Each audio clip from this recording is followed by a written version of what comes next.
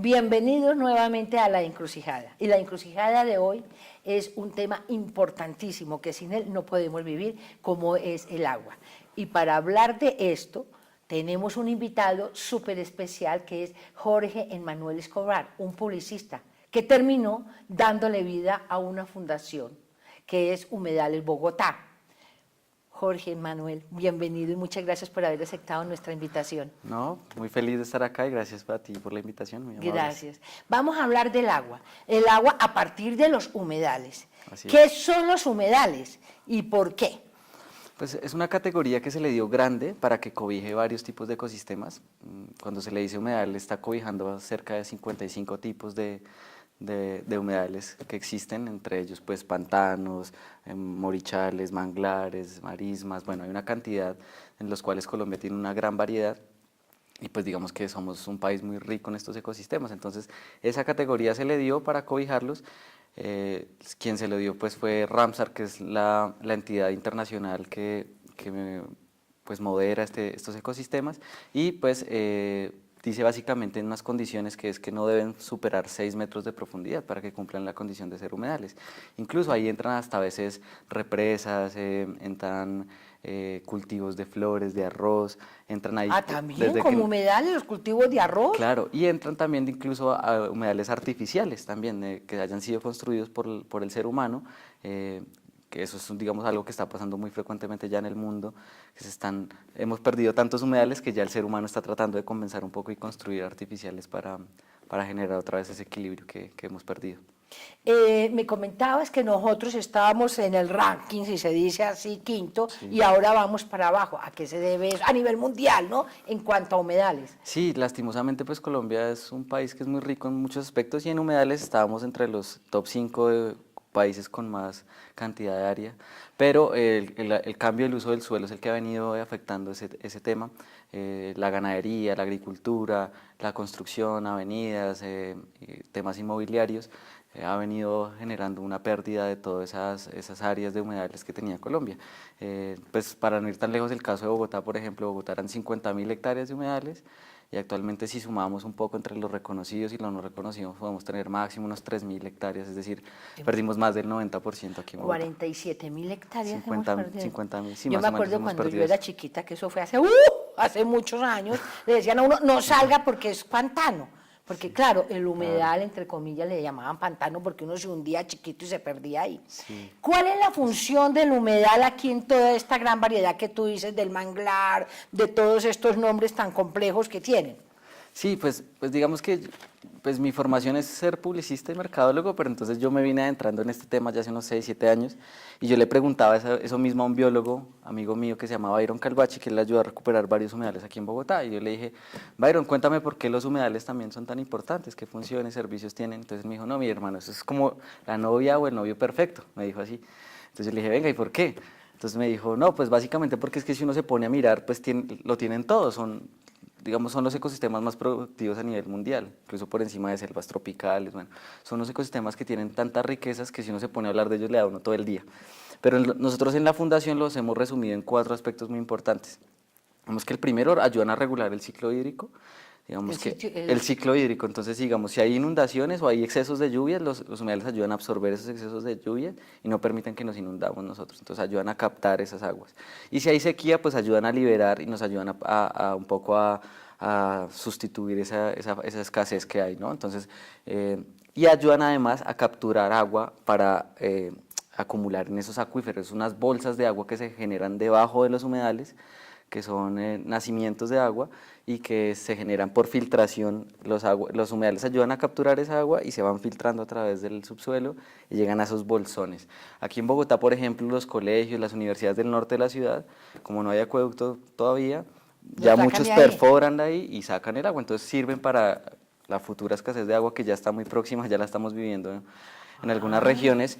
Esos acuíferos que están allí nos van a ayudar un poco a solucionar de a ratos el tema de la escasez de agua. Eso es muy importante, pero también son grandes sumideros de CO2, entonces ¿Grandes sumideros de qué? De CO2, de contaminación, de sí, las agua. partículas, por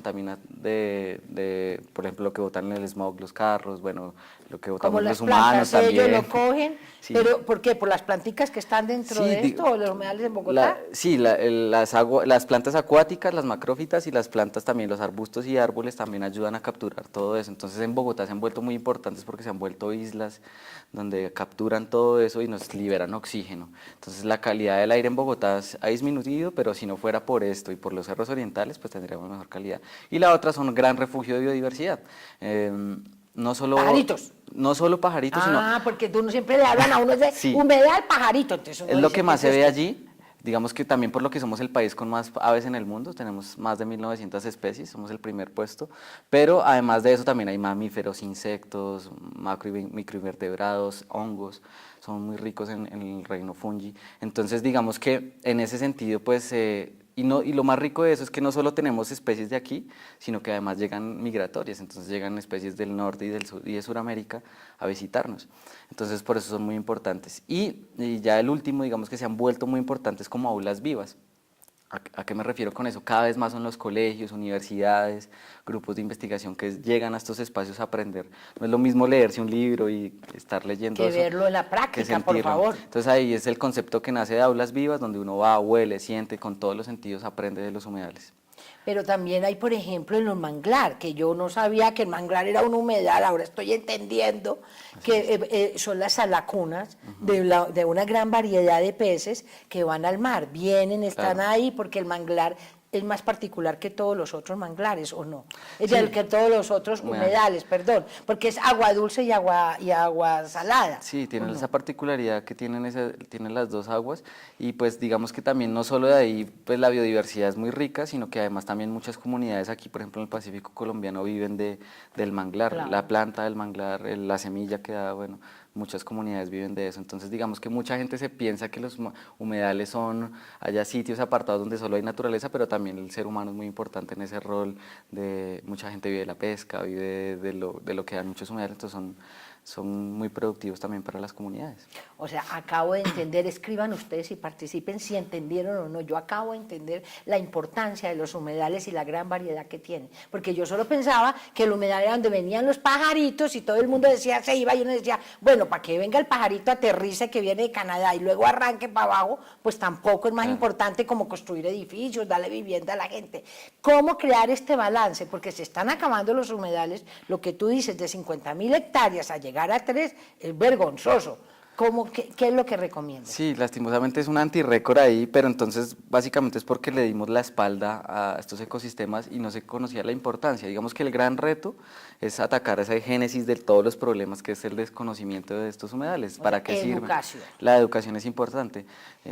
Aquí en el movimiento que hay de humedales en la ciudad, siempre se ha dicho que el que conoce algo y lo quiere, pues lo defiende. Entonces si yo quiero y conozco un humedal, pues ya me genero apropiación y lo defiendo. Entonces, es muy fácil uno salir allí a la calle y preguntarle a alguien si conoce un humedal o si sabe cuántos hay en Bogotá o si sabía que en su localidad existe uno y la encuesta seguramente no va a ser tan positiva como quisiéramos. La mayoría de los ciudadanos y los habitantes no conocen los humedales de su región, no saben para qué sirven y pues en ese sentido pues no nos va a importar.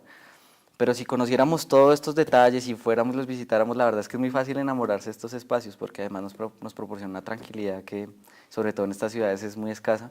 Entonces, pues, lo importante es llegar, conocerlos y difundir todo ese conocimiento. Digamos que eso básicamente fue así que yo empecé y me di cuenta que ese era uno de los grandes problemas, que la gente no los conocía y pues estamos atacándose a esa problemática para que cada día seamos más los que los Pero eso defendamos. tiene que ver con el agua, que el agua es, sin agua no podemos vivir nosotros.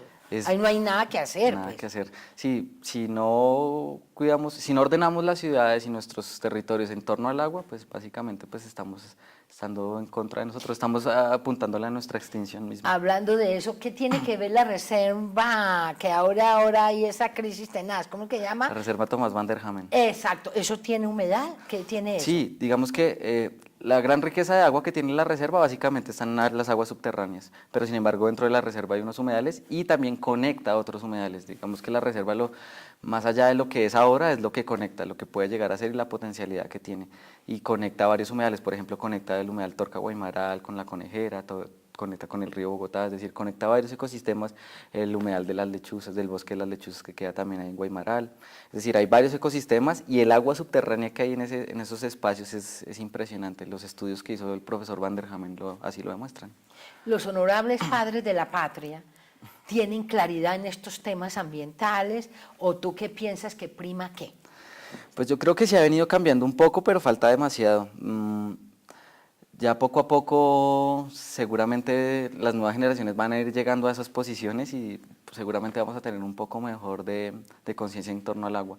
Pero si yo lo comparo a cómo era la generación de mis abuelos o mis papás de pronto, a cómo es ahora, yo creo que sí ha venido mejorando. De hecho, desde que yo empecé en el tema de humedales, yo me he dado cuenta un poco de que la bola ha crecido, de que yo llevo niños a los colegios y los niños ya les llaman la atención a uno y ya vienen con el chip incrustado, entonces pues yo creo que sí viene mejorando la cosa, hay que acelerar porque estuvimos mucho tiempo dándole la espalda a ese tema, total. entonces hay que acelerarle un poco al ritmo porque si seguimos a este ritmo, sigue avanzando, pero no al ritmo que se debería, pues ya no vamos a tener nada.